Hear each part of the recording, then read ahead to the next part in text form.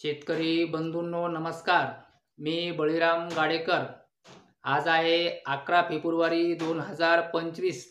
तर आपण 25 फेब्रुवारीपर्यंतचा हवामान अंदाज देत आहे. तर शेतकरी बंधूंनो, आपण मराठवाडा, पूर्व विदर्भ आणि पश्चिम विदर्भ ह्या तिन्ही विभागाचा हवामान अंदाज देत आहे.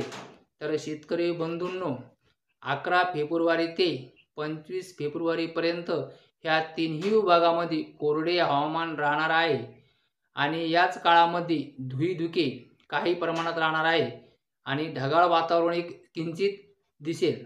तर आता बघूया आपण ह्या तिन्ही विभागाचे दिवसाचे व रात्रीचे तापमान.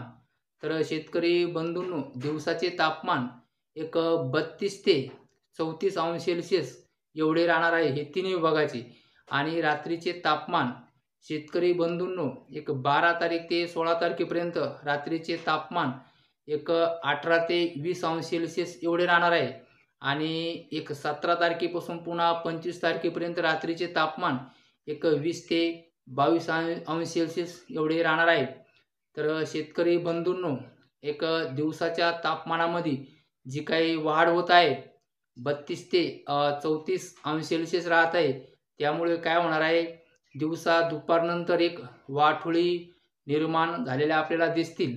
तर शेतकरी बंधूंनो, आज इतकेच. नमस्कार.